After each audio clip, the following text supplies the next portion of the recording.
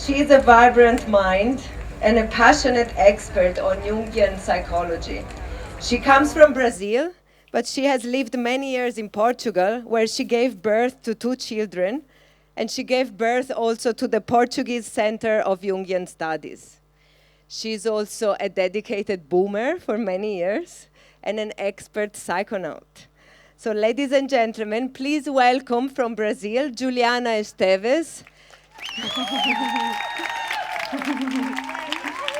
Thank you. She will talk to us about the deep dynamics behind falling in love when Animus met Anima. Thank you, Juliana. Thank you, Chiara. Thank you very much. It's amazing to be here with you. I'm just overwhelmed with your presence, with this place, with this festival. I remember that the first time I came here, this festival totally changed my life. And every time I come here, I remember why I come here. I come here to fall in love again with human beings. Every time I come here, I'm just, oh, we worth it. Humanity is so beautiful. Oh my God.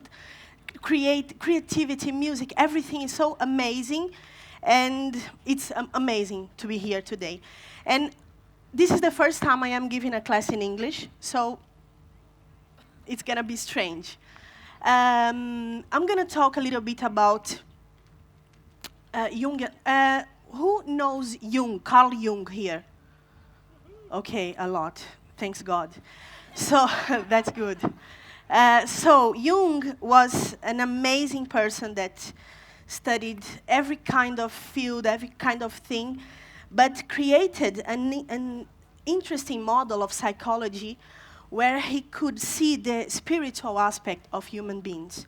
So differently from Freud, he could see different dimensions in us. And what I want to do today is to talk a little bit about a part of our psyche, which is called by him Animus and Anima. Who heard of those names before? Animus and Anima. Okay, 20%, good. So, Animus and Anima, those images are from Andrew Gonzalez. I am using images from amazing psychedelic artists. I think they're going to inspire us. Unconscious elements of the masculine and feminine psyche. So, when we think about ourselves, we think about some coherent center, something that I can call I, which is what is called in Jungian psychology ego, okay? But we are not only that. Actually, we are much more complex than that. And what I want to explain for 10 minutes is what the psyche looks like when we are seen in this Jungian model. This is something that I don't know if it's not so easy to see, but I'm going to try to explain. So the ego is the center of our consciousness, is my emotions, my thoughts, my memory, what I can relate to me, my preferences, my capacity to think, to reflect, to act, the motor behavior. This is me, my I, my ego. But I have a very superficial part of my psyche called persona, which is what I show to you. This is that you are seeing now is my persona. The persona should be a part of me, which is like a membrane, a thin membrane that shows me, but at the same time protects me. You are not, actually you are seeing that I am nervous, but you should not be seeing that I am nervous. For example, I must be calm and confident and using my persona, my teacher persona, to be here with you. And when I am with my kids, I am using my mother persona. When I am with my friends, I am using my friend persona. With my husband, my wife persona. But the persona should be authentic, and sometimes it's not. It's just about status, vocation. It's about sometimes just style. Sometimes it's something that we are trying to convince other people that we are, and convince ourselves that we are. But we are not really that. So the persona is the part of the clinical situations are just linked to this very superficial aspect of our life, because somehow the society ask us to seem something, to just not to be something, but just to show something, to appear that we are something. But there are lots of things that are under this conscious part. So these two parts, the persona and the ego, are the parts that are in our consciousness. But then everything in our life and our relationships are deeply connected to our unconscious. And we have parts of us that are deeply unconscious that we don't know these parts. We just can know these parts through some situations that I am going to talk about. And these parts condition us a lot.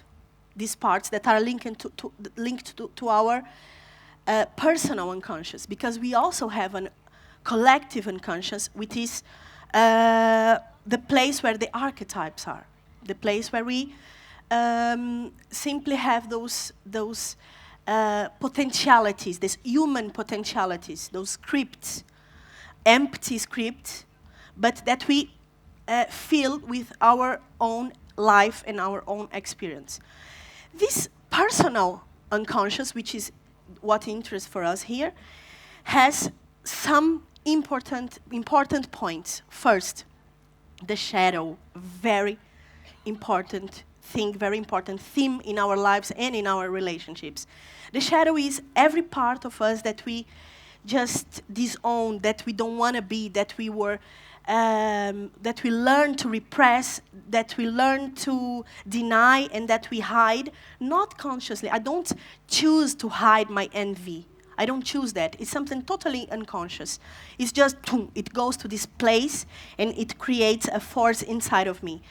The shadow contains good and bad potential. For example, my sensibility, if I grow up in a very aggressive environment, I was told to repress this part of myself. Like, you cannot be sensitive. This is ridiculous. Please be tough. And I start to repress this, which is a good aspect of myself. So it goes to the shadow. And then we have our complexes, which are deeply linked to the archetypes. When we have traumas, situations that happens in our childhood, those situations, those images that are frozen in our unconscious, they link to archetypes and they become complexes, which has a great autonomy. This is what is interesting about the unconscious, is that these things that live in us have autonomy, which means that a complex, someone says something, and this character in me just takes place and starts acting defined script. And sometimes I do things that I don't like, that I don't want to do, that I cannot believe that I did that, but I do it because it has autonomy and it possesses the ego. So this is the complex. And then we have this other part, very important, very interesting, which is our Animus and Anima. It's our talk today is about that. I'm going to talk about that in a minute. The center of the entire psyche is the self. This is what's really new and amazing about Jungian psychology, because Jung said that we are not only our ego, we have some dimension in us which is supra-conscient. It's not conscious, it's not unconscious, it's supra-conscient. So this part in us is what we can call the higher self. It's a very tremendous force that, for example, make the dreams happen, and happen in a way that can reflect exactly what is happening in my life, inside of me, or in a relationship. It has a kind of amazing intelligence that it's not connected with only myself, it's connected only me, it's connected to everything. It's linked to synchronicity situations. The gate to the self, so when we are aligned, our ego is aligned with the self, we are in a process called individuation. Probably you heard of it. Who heard about Jung heard about the individuation process.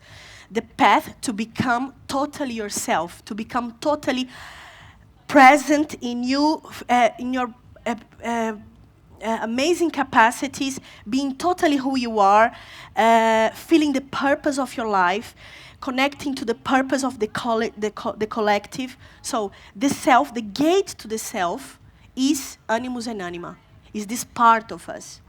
So the Animus and Anima, first of all, they are archetypes. They are also archetypes, which mean every man has an anima, and every woman has an animus. They are archetypes. They are inborn potentialities to be filled out by our experience. We are born with this, like the forma de bolo, the form of a cake. Imagine this form is empty, and I'm gonna, with my life, with my experience, with what I see from my mom, my dad, the relationship between them, with me, my first love, all the experiences that I see and live, I'm gonna start building my own cake. It's a chocolate cake, it's a walnut cake. What kind of cake is that? So what happens is that I'm gonna create this image inside of me, the perfect image of love, of a man or a woman. This perfect image is inside of me. It's perfect not because it's perfect, but because it's totally complementary of my conscious life. In my conscious life, I have usually a preference. Ego, you see that I did the image with 4 sides. We have one of the 4 functions of consciousness working in our conscious life. I can deal or interpret reality through feeling or thinking or sensation or intuition. And I have 1 or 2 of these 2 functions really well developed in my consciousness. And 2 of them is not developed. 1 of them is really not developed at all. And this function will be linked to everything that is in my unconscious. The complexes, the shadow, Animus and Anima, and the self, this inferior function. So what happens is that in my unconscious, I have the complementarity of what I am in my conscious life. What I can say, I am this, I prefer that, I am this kind of person. So, what happens is that Jung discovered that we all, no matter if I am man, a woman, gay, bisexual, trisexual, transgender, whatever, I have a contrasexual aspect in my psyche, in my unconscious. And in order to reach this aspect of my life, I need to relate to someone that I can see that is different from my gender. So, what is anima in the case of a man? A man, an important thing to say too is that when Jung created this theory, he was living in 100 years ago. So it was very stereotyped at that time. Today is not like that anymore. Women are not cooking and men working. It's not happening. Everything is happening right now. But the essence of the theory, it's totally valid. Because we as men, it's easy for us to be more practical or rational or have some of the archetypal male energy in our consciousness. It's not always like that. Some men are quite sensitive and can mother a baby and can be creative and spiritual. But the nature of masculine is reason, logos, practice, strength, stability. This is the nature of the masculine energy. Not talking about men and women now. So, a man, inside of him, he has this other aspect, this anima aspect, which is linked to eros. Eros is the capacity of connection. Eros is not only attraction, it's connection, it's the capacity to relate to the other person. And feeling. The talk before, they were just saying, when you ask a man, what are you feeling? Most of them say, I don't know. I don't know what I'm feeling. I'm just confused. It's not easy. While a woman can say most of the time exactly what she's feeling in a precision that is millimetrical. Like, I'm feeling that you're feeling that this is happening because I'm feeling that everything is like that. And you just, whoa, okay, it's too precise because she's really deeply connected to the feeling aspect of her. So, which links, Anima is which links man to his emotional life, is the mediatrix between ego and unconscious, a projection-making factor behind the selection of a partner.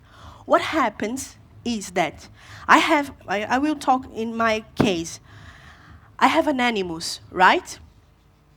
Inside of me, I have this perfect male that was being created for all the experience that I lived in my life, for my genetic factor, for my transpersonal factors, for my transgenerational factors. Everything is building an animus. And then I have this man here inside of me, in my unconscious. I don't know that. And suddenly I see a man that seems to have the aspect, the look, the characteristics of this internal man. What happens? Oh, I'm in love. I'm in love. Truly, I am not in love with that man. I am in love with myself projected in that man. The part of me that I don't see, that I don't know. This is the first stage of relationship. And sometimes it's quite difficult to understand that in first 2, 3, 4 years, you don't see the other person. It's just a projective target. You are only relating to yourself, to yourself, to yourself. And when you are having conflicts with this person, you are having conflicts because you're saying, you're not fitting my animus. You're not being what I need you to be. This is what happens in the first stages of relationship.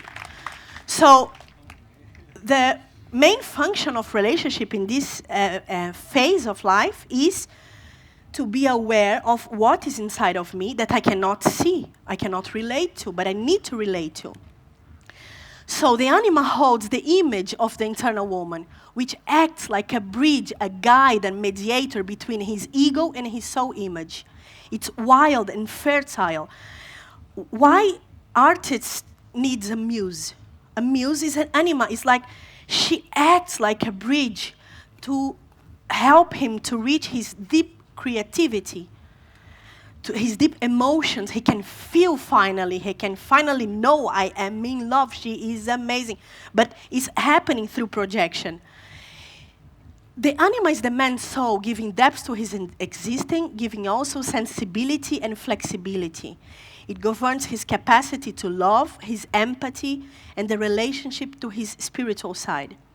Anima is related to intuition, creativity, fantasy, interiority. And it's deeply linked to the unconscious. So for Jung, spiritual development is always linked to psychological development. They are not separated. When you start to work in yourself, you work the entire pack. The animus is the masculine principle, a woman's spirit image, similarly projected in her selection of a partner. This spirit is that part of a woman which has relation to things philosophically, the woman's logos, reason, and is also a mediator to the unconscious. So women are much more related to feelings. The intellectual aspect of a woman that is present in her can be reached through herself when she's connected to her animus, or if she's not connected to her animus, through a man that can think for her. What used to happen 100 years ago? They are thinking, and she was just dealing with feelings, kids, family, emotional situations. An integrated animus, when I have a relationship with my animus, and I'm going to talk how can I have a relationship with my animus, gives a woman self-confidence, non-submission, courage, trust in herself, spiritual growth. Animus personifies the logos, the logic, the objectivity. It's so difficult for a woman to be objective. It's so difficult. You say, let's imagine that I have a relationship, that we have an open relationship. She just, what are you talking about? No, it's just that let's fantasy. Let's put that as a possibility. I'm not in love. Oh, she cannot be objective. Like, yes, let's think that, in that, like a possibility. No, she immediately links to emotion. The emotion starts to speak. What's happening? Why is he saying that? Why is because the emotions invade and she cannot be objective. But when she has her animus integrated, she can, yes, let's think about this possibility. What happens if someone enters here in our relationship? So she can be autonomy, mental creativity, critical thinking, power. The masculine qualities are strength, will, verb, act, and meaning, to find meaning in things. So what is important to see here is that through relationships, we really will start meeting this part of us, because we will start relate to this projection, first of all. Oops. The relationship happens between three parts: the ego, the I-ness, me, who I am, the animus, the masculine part of that is inside of me, and the real other. The real other is an important factor. And the conflicts that happens in a relationship happens because there is a real other. And in the middle of all of those things are the relationships. So if you add the man's part, his ego, his anima, and the real other, we have 6 elements interacting every relationship, in every relationship. If you put a third person, it's 9 elements interacting. Animus and anima images are an expression of essential aspects of the self. This is super important.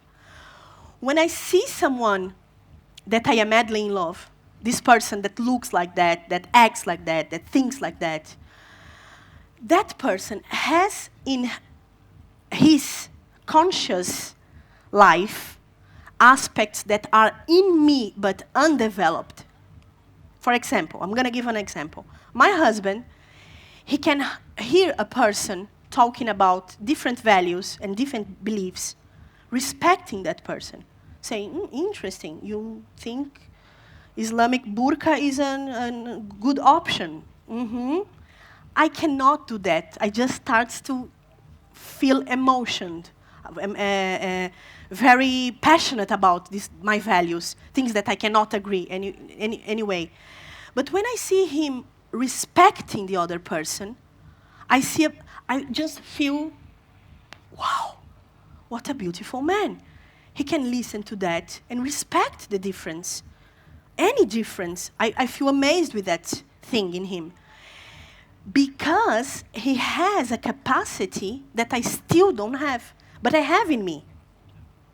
This is something that is here, like a seed, that it's not yet ready to be in my consciousness.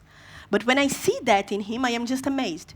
So, what is important to see is that relating to him, I'm just going to the end of my presentation. It's okay.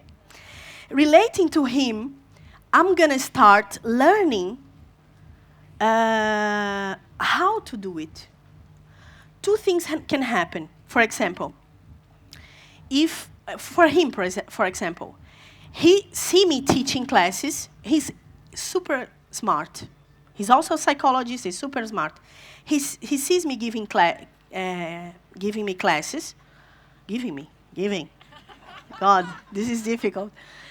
And he just is, how can you do it? How can you speak like that to other people? And I'm just, do it, man. Do it with me, let's do it together. And he's just, I don't know, let's try, it's difficult. I am inviting him, I am inspiring him to do something that he has in him, but is not well developed. But sometimes what happens is that if I am too showed off, and he's amazed because I am so bright, I can just say, don't speak. It's my turn to speak, always. I am always the one who is shining. And he will develop anyway because he will start to, I want to speak a little bit too. So because it doesn't matter if it happens because I am inspiring, teaching, inviting the person to develop what I have conscious, or because I am repressing and just being selfish and being that thing all the time, anyway, the other person will start learning that thing. So those internal images are expression of essential aspects of the self that are undeveloped and which we unconsciously seek in quest for fulfillment and completeness, the proverbial other half. I think I have a PowerPoint slide here that says about the math of relationship. 1 plus 1 is equal 1. We are one. Without you, I cannot live. I am half a person, and I need you to be with me, otherwise I am half. 1 plus 1 equal 2. I am me, you are you, and sometimes we meet in the middle of that. And 1 plus 1 equal 3. I am me, you are you, and we are a third thing. Our relationship, our third thing. And the third create 10,000 things, create amazing things. But what is really important is to be one first in order to be with the other. But sometimes we only build the one when it's relating to the other. So, what are those deep dynamics? What happens? Why a relationship happens? It happens because it's a mutual projection. So, I can fall in love with a person that is everything that I am inside, that I always wanted, but the person looks at me and say, bye, it's not happening, it's not gonna happen. But when I see the person, I look to that person and I say, this is the perfect person to me. Everything that the person does, I feel just, this feeling just is the love that you have in potential for yourself. But that's not happening yet. So you're just, you're so amazing, I love and need you. What you're saying, really, I need me so much, I'm so amazing. But I'm not full, I'm not that yet. So in this first part of the relationship, what happens is I project, and the other person is also projecting things in me. Not only good things, there are bad things that we project too. Because Animus and Anima are really close to shadow, that shitty parts of ourselves. So what happens is that the shadow, when I start to be irritated, when I start to be angry, when I start to be mad, when I have, every time you have a conflict to anyone in the earth, you are dealing with your shit, your shadow.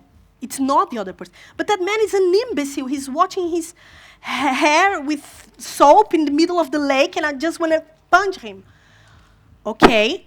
Ken Wilber says something very interesting. He says, how can I know if I am projecting? He says, if some behavior informs you, you're not projecting. But if some behavior affects you, if you're nervous about that person, if you hate that person, if you want to beat that person, if you screams, you are projecting. So what happens is that sometimes we choose, when our shadow is linked to our animus or our anima, we choose people that are shitty person to us. They hurt us, they lie to us, they are aggressive with us. The relationship is constant, everyone is blaming each other. I constantly need something that that person cannot give me. The person is constantly saying that I am not enough. You should be more intelligent, more articulated, more thin, more this, more that. And you are not enough for me. But I choose people like that, or I stay in a relationship like that for years. Why? Because the shadow and the animus is hooked together. So we need to first separate these two things, integrate our shitty part, because in this sheet, what is written in the dry bathrooms to turn shit in gold, it's an alchemical metaphor, extremely ancient alchemical metaphor. In the shit, there's gold. Very important. When I repress my aggressivity because I was aggressive when I was a child, I repress also my assertivity. So when I go to this aggression, when I go to this aggression, I find my capacity to be assertive and to fight for my rights. To everything is in this part. So in these relationships, we are all also growing, of course. Other thing that is important to be aware is that sometimes in these relationships, I am just needing something from you and you are not giving me that. Why? Because you're not fitting my animus anymore. Because in the beginning, we want to fit the person. The person says, I like reggae music. And you say, oh, let's listen to reggae music. But you don't really like reggae music, but you fit a little bit that anima. And then with time, you're not, for God's sake, take this music off. I cannot listen to that anymore. Stop it. You're going to be yourself in a moment in the relationship. So in this moment where the projection starts to fall, what can we do? How can we survive that situation? Well, first, we need to recover the projection. First, we need to understand that what I need in a person has nothing to do with the person. I need to find those things in myself first of all. And then when I start seeing you are so disorganized, you are so untrustable, you are so this and so that, and I'm projecting, first thing I need to recover this projection and see how am I disorganized? Or how I am pathologically organized in order to avoid chaos. How can I deal with my stuff? I start recovering. And when I do this process, which is the part of the relationship that everybody here lives, which is conflict, two things can happen. First, you can realize when you start seeing the other person, the real other person that was there, like, oh, you're blonde. Interesting. You can see and say, my God, I don't like this person. I was eluded. I created an illusion. It's not what I want for me. It's not, I just don't connect with that energy. There's no eros anymore. I cannot connect with that. So they are separated. Separation happens. The other thing that can happen is that you look to the other person and you, wow, who are you?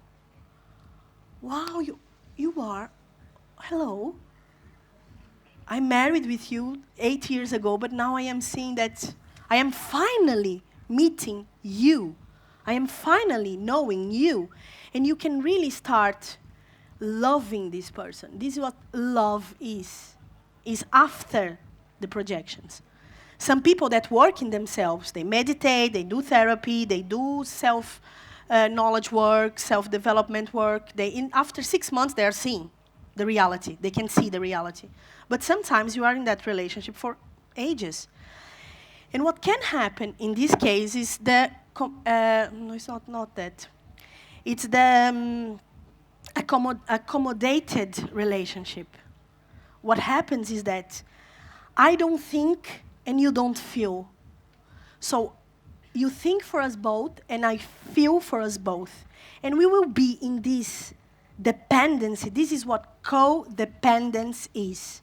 I need you to do things for me that I will never do for myself. I cannot do it.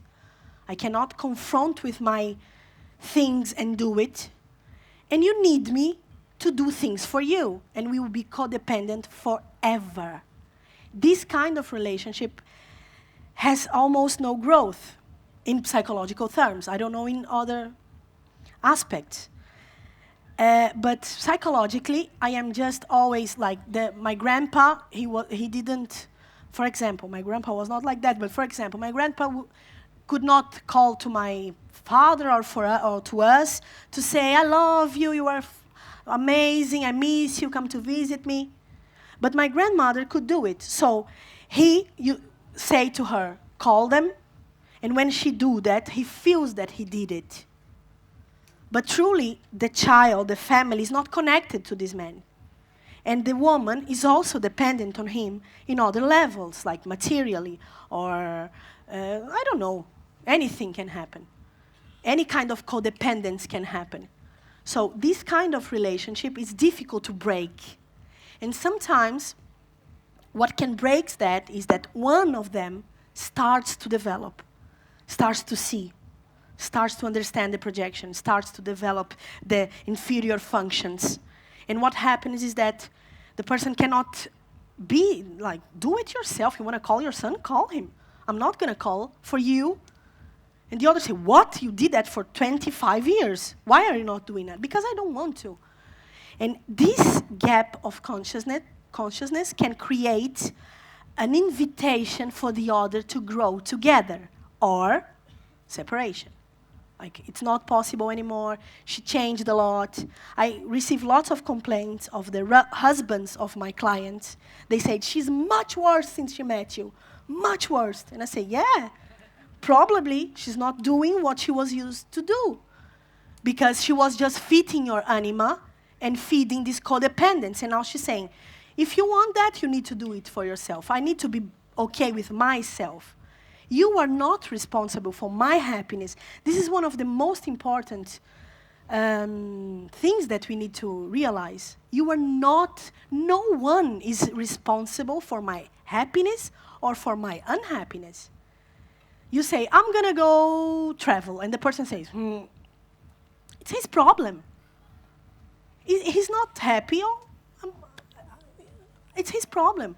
You need to deal with that. You need to understand why you feel that. You need to be alone a little bit. You need to challenge your comfort zones. So this is the way we can really grow.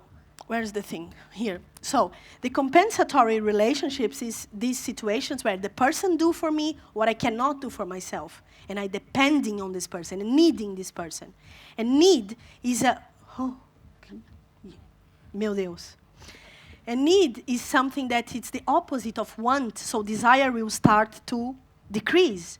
Because who needs you in love with you? Your baby. You don't want to have sex with your baby. If I need you. No, this is not good for the passion of the relationship. So, this is the final thing. Possession by Animus and Anima. We can be possessed by this inner figure. When this figure is so repressed and we are so unilateral in our way of dealing with life, this part of us revolts and possesses the ego. And what happens in the case of a woman is that the male part in her starts to appear in a very unrefined way, like she's like judgment, criticism, prejudice, opinions, strong, hard, difficult opinions, combativeness, and search for perfection. This is the aspects that is linked when an animus possesses a woman. So the male inside of her is in the middle of the relationship that she has with a man. In the case of the anima, the man gets moody, irritability, dark moods, infantility, dependency, and possessiveness. It's possessiveness, I think. This is what happens when the man is possessed by his woman inside of him, this immature woman that is not really linked to him. So, just a little bit about homosexuality. This is important. Imagining that we are gay, we will also project our animus and anima to in a partner. But it's not in the opposite sex. It's in the same sex. But it's absolutely the same situation. But in order to, we cannot confuse woman with feminine and man with masculine. We will project these aspects. What I cannot be in my consciousness, I will project in the partner of the same sex. Okay? Let's just finish that speaking a little bit about, this is the part that I like, relationships as source of psychological and spiritual development. So when the projection phase is over, you can really meet the other and start a spiritual growth with the other person. So first of all, you and the other have something very interesting in common, which is both know a lot, you he really knows me. He really sees me. I cannot, you really cannot enganar, cheat, fool. You cannot cheat or fool a person that knows you. If you were cheated for 30 years, you didn't know this person. So you cannot be cheated. The person knows you. And because the person knows you, the person can reflect, not project, but reflects the things that you want to work in yourself. Can really point, can really support the work that you can do in yourself. So this person will help you to get the wisdom to work in those issues that you really want to work, and to share and to create and to co-create a space, a life, things, projects, children, whatever, in a totally different dimension, very different from this projection needing aspect of life. This person will probably help you, will see the best version of you, the moments where you are in your best version. This person knows you. This person saw you. This person just connects with that part in you. And mutually, you will do this growth together towards an stability of this best version of you, which is the link between your ego and yourself. This person will help you to put together old elements in you in new synthetic ways. You're going to be able to really recreate yourself with this person. It's not that I am changed now, I am totally different person. No, you are you. But this you is really totally dynamic, creatively dynamic. You will be able to know your needs, to communicate these needs, to nurture your needs, and to support the needs and the way the other person can put themselves, herself, in the best way possible, nurture their own needs. So this is this support that you can give to the person. It's a true and honest desire that the other is happy. I really want you to be happy. I want that. This makes me so happy. This makes me so good. I want to add something for you in order for you to be happy. So this is the kind of relationship that can rise and can appear when you are not in the projection situation. And the final image that I would like to show, I have these images. This anima, this man has an anima that I'm amazed. It's not possible to do that. I'm gonna finish here because how much time? That's it. That's it. Yeah, we can have answer and questions and answers. Let's first have an applause for Juliana. Thank you. Finish. Thank you. Thank you. Thank you for the great talk. Thank you. Thank you. I'm Henrik. Hello. Hello. I wanted to ask you if you use that Jungian language for the psychedelic process. Yes, totally. What, for example, would happen if we use MDMA in couples therapy? Would it create more illusion or disaster? No, I don't think so. No, I don't think so. Or what is the potential of MDMA? And the second question, I'm not completely in tune with the Jungian language. It has been discussed a lot that the archetypes are probably not inherent.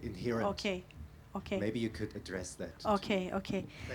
First of all, Henry, thank you for making that question. Thank you. I would love to talk about that here, but it was not my theme.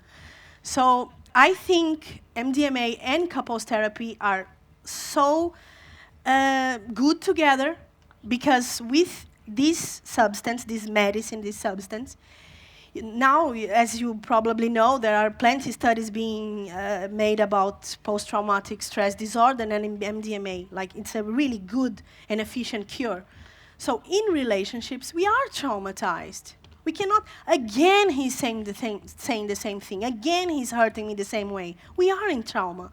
So what happens with MDMA and couples therapy is that we can undress the part of the ego that is defensive, that is hurt. That I heard that 10 times, 20 times, 1,000 times.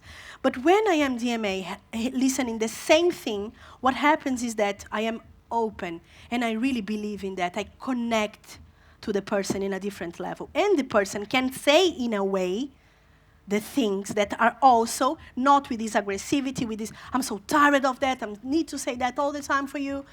You can really communicate in a way. It can be used as a tool, as an amazing tool to communicate in a deeper level. And it can heal too.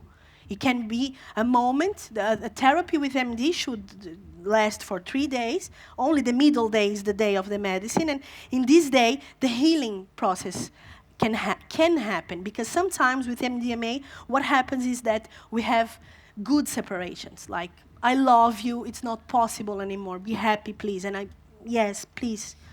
Be happy, I love you, and it's going to be good. It's not always just to fix the relationship, but to fix the love. To connect again with what really unites the people. Hi. Hey.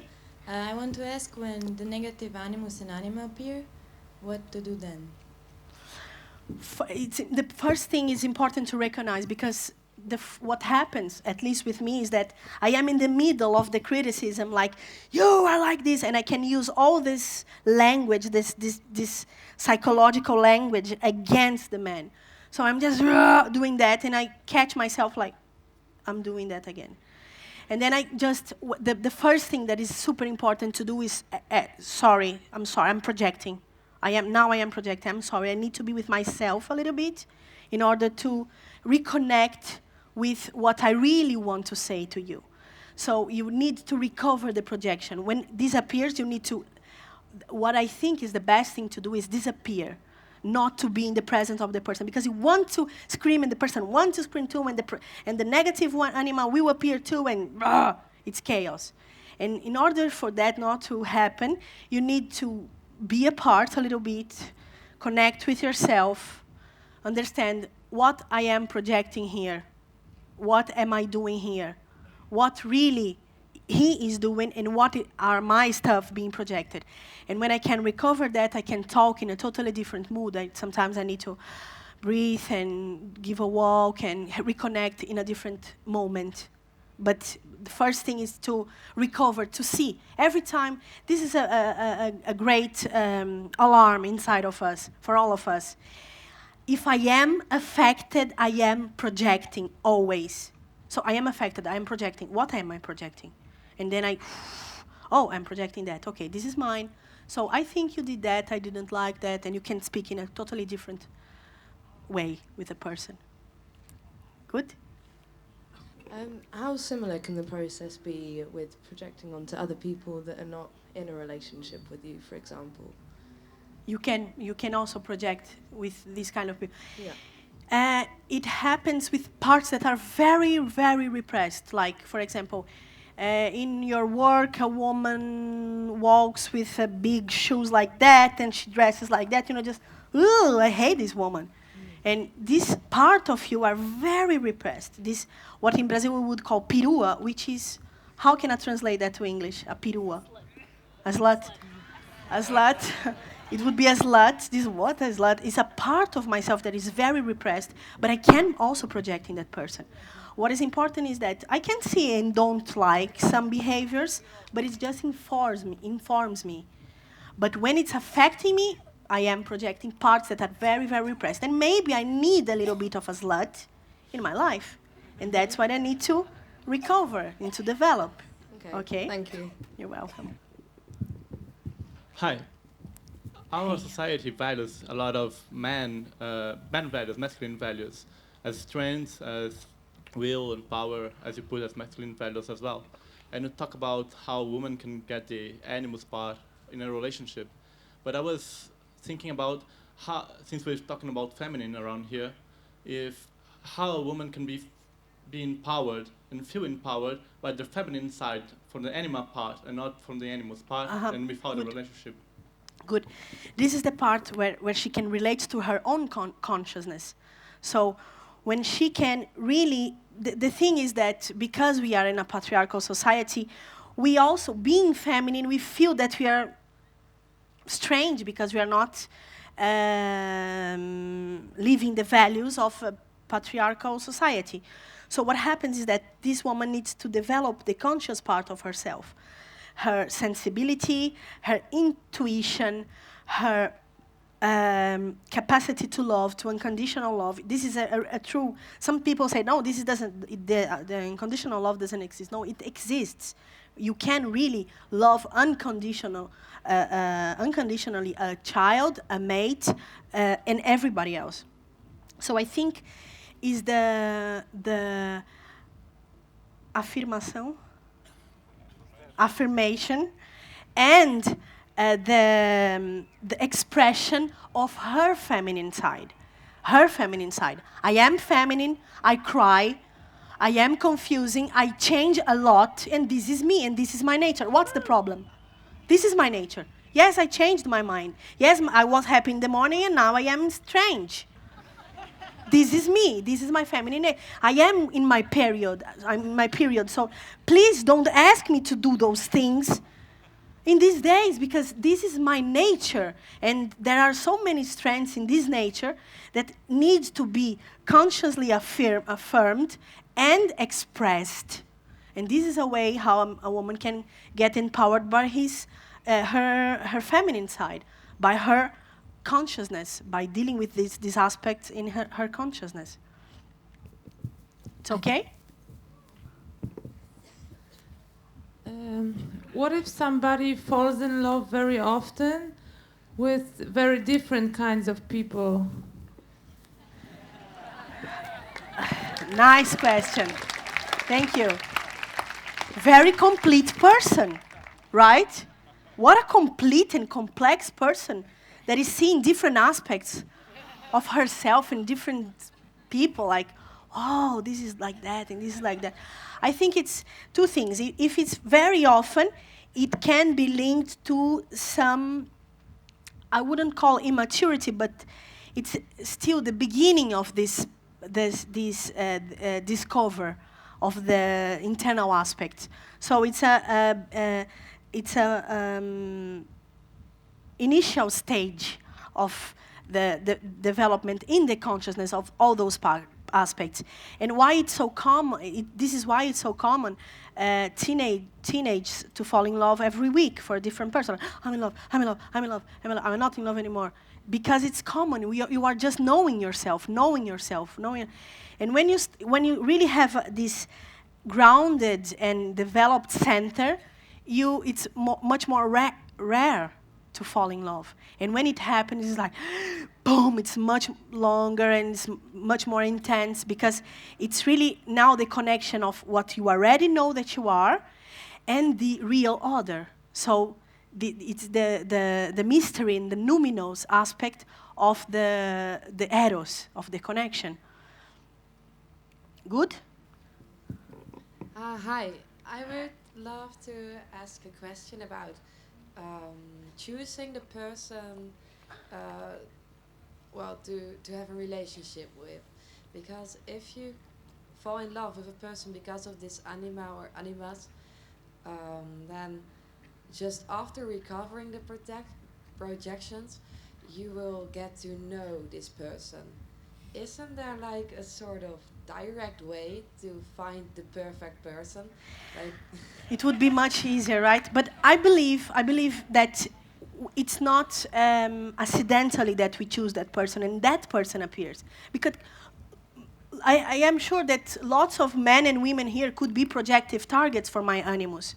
But what happens is, because myself is linked to more than me, synchronistically I found the right person, the right situation, the right moment. So I think there's a supraconsciousness that guides me to a relationship with other person. It's not a mistake. I think there is no such thing as a mistake in the psyche. Everything is just perfectly arranged to help you to be you and to discover that you are everything else. You are God.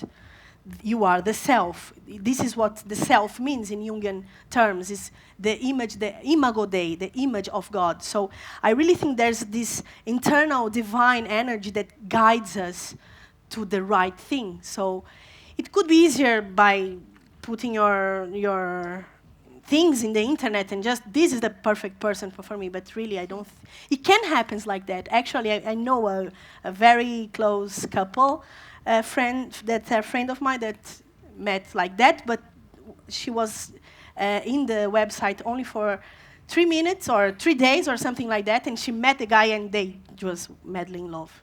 It was the divine energy guiding, I think. So it's about maybe a learning process. Like sometimes you met someone and it's not the perfect person, but you will learn a lot. Yes, yes.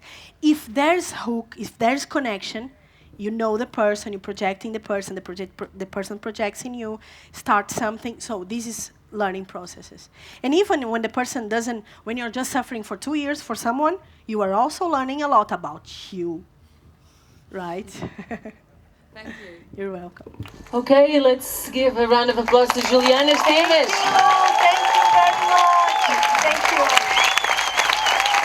Thank you.